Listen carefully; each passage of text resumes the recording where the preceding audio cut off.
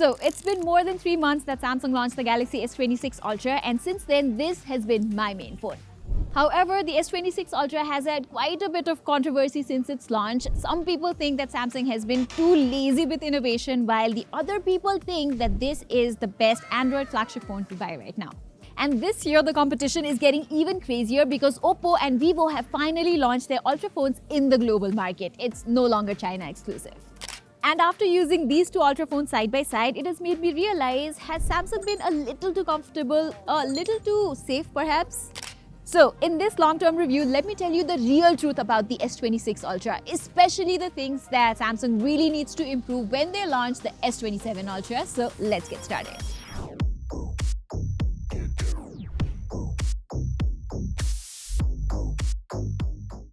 Okay, let me start with one of the most underrated things about the S26 Ultra, and that's actually the design. Yes, this is still a pretty big phone, but somehow Samsung has managed to make it feel much lighter, more balanced, and more comfortable than most of the other big phones that I have used. Samsung has done a fantastic job with ergonomics. I have also recently used the Oppo and Vivo Ultra phones, but because of these huge camera modules, they also feel a little bulky and top-heavy in the hand. The S26 Ultra, on the other hand, feels much more balanced. So without a doubt, I think this is the best feeling flagship phone right now. I think Samsung's years and years of small improvements have finally come together, and this year they have nearly perfected it. And let's not forget, Samsung still has the S Pen inside this phone. Hopefully they will not remove it in the future, because I am someone who loves sketching and taking notes with this. The only thing that I did not like here is that Samsung has replaced the titanium frame and has gone back to aluminum frames. One time I dropped it on concrete from around 1 meter, and now there are visible scuffs and dents on the frame. If this was titanium, I think it might have survived that drop better. Okay, another thing I really liked about the S26 Ultra is the overall display experience. And when I say the display experience, I am talking about the combination of the display, the haptics, the touch response, and the speakers. These are the things that make the whole experience feel better, and in this segment, I think Samsung is probably the best. Now, technically, Samsung is still using an 8-bit panel here. It's not 10-bit or it's not 12-bit like what most other flagship phones are offering, and we also don't get Dolby Vision support here. But honestly, I don't really care about all that because the colors Samsung produces are just so good. The display just feels so pleasing to the eyes. The whole display interaction feels very responsive and polished, and this is something that I cannot properly demonstrate on camera. You just have to use it to understand it. Likewise, I think this is one of the best speaker setups that you can get right now on a smartphone. Maybe just behind the Honor Magic 8 Pro, that one is the best, but compared to other Ultra phones, Samsung speaker is just not louder, but it's clearer and more immersive. Now, regarding the privacy display, Samsung's whole marketing for the S26 Ultra revolved quite a lot around this particular feature, and I do think that this feature can be very useful for certain people. For example, if you travel a lot in public transport, or if you're often surrounded by strangers in crowded places, this can genuinely be helpful. I especially like the part where you can enable the privacy display only for certain areas of the screen. But if you ask me, I haven't used it that much apart from testing it, because honestly, my life is kind of boring. I come to the office, go back home, make videos, and repeat the same thing every day. I actually have never really liked this kind of privacy screen effect. Even before, when we used to get those privacy tempered glass, I never liked using them. Anyway, because of this privacy display, there have been some questions on the internet about the S26 Ultra's brightness not being great, and in my usage, I did find it to be slightly dimmer than the S25 Ultra, but I wouldn't call it a deal breaker. It gets the job done.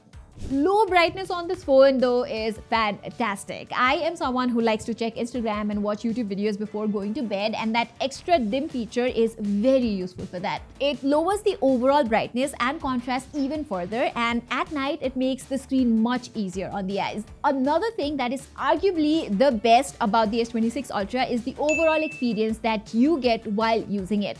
Gone are the days when Samsung phones used to feel unstable with random bugs or optimization issues here and there, because right now with the S26 Ultra, this is the most stable phone available in the market right now. The new One UI experience is just that good.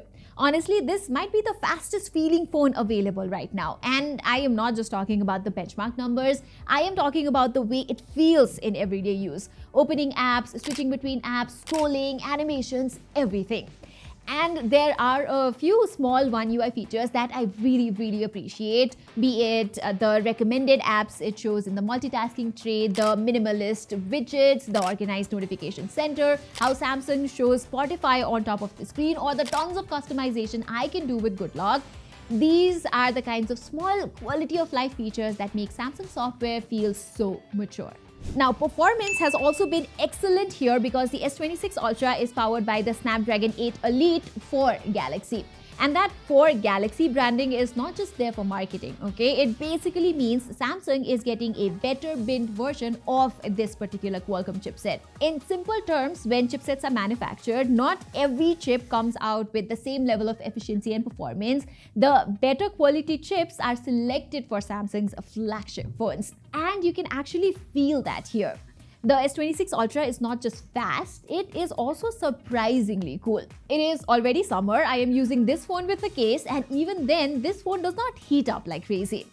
Yes, it does get warm when you play heavy games or while charging, but compared to other Snapdragon flagship phones, the S26 Ultra stays noticeably cooler. But one thing I don't really understand with Samsung is that they talk a lot about AI,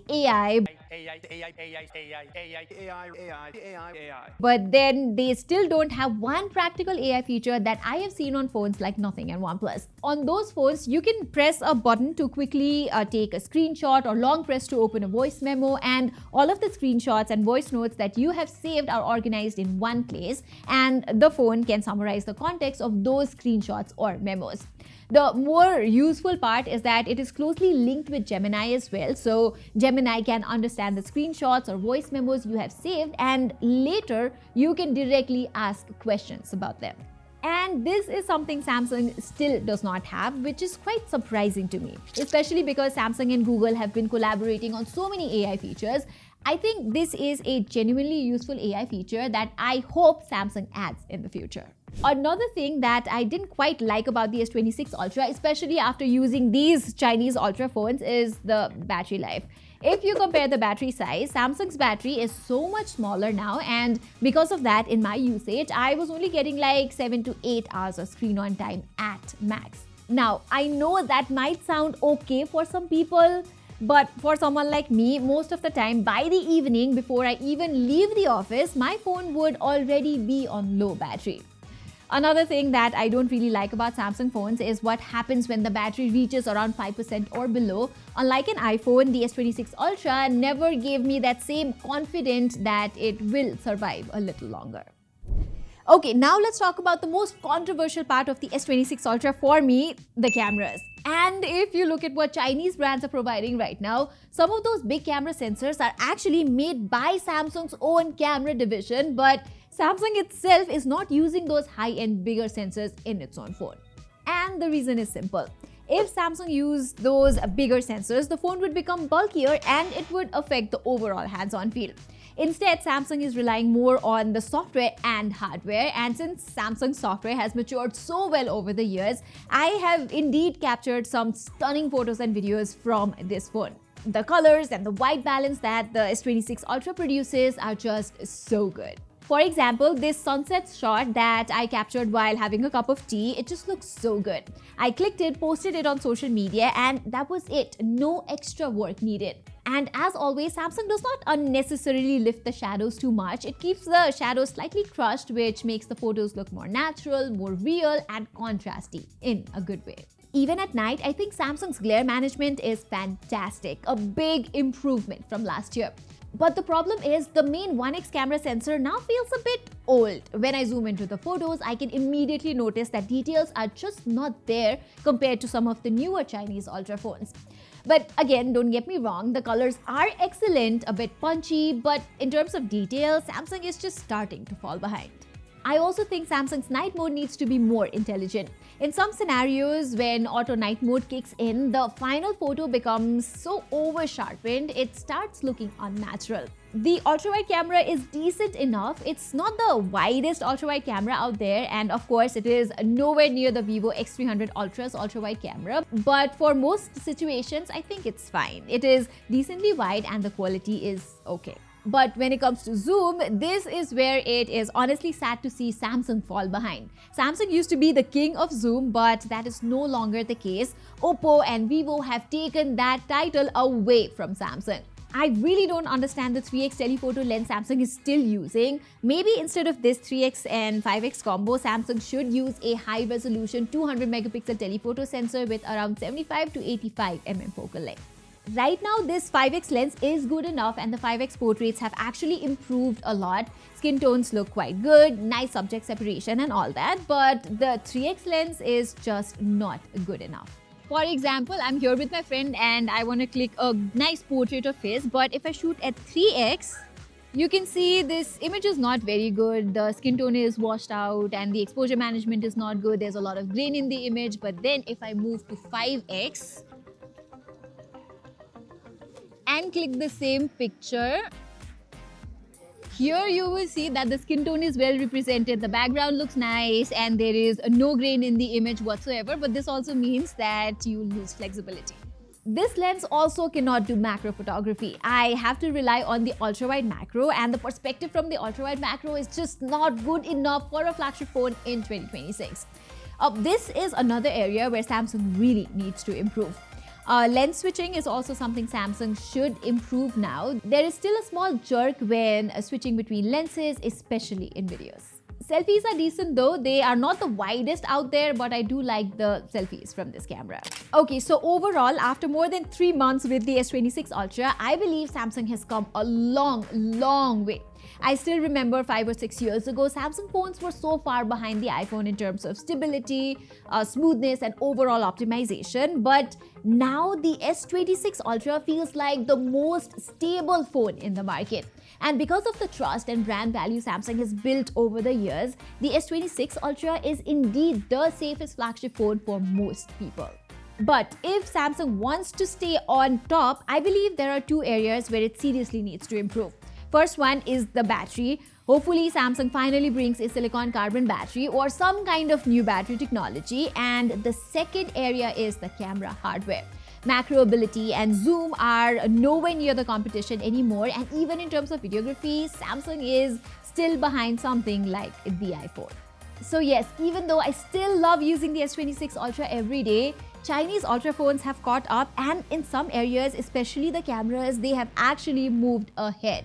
And that's why while I will be in Computex next week, I am 100% sure that I am not carrying the S26 Ultra as my main phone for that trip. Not because it's a bad phone, but because for a trip like that, I need the best camera phone I can trust, and right now the S26 Ultra still has some limitations there. Alright everyone, that was all for my long-term review of the Samsung Galaxy S26 Ultra. What do you think about this phone and what do you think about this video overall? Please let me know in the comments below, and while you're there, please don't forget to subscribe to my channel. Saying this, I'm Pratima and thank you so much for watching.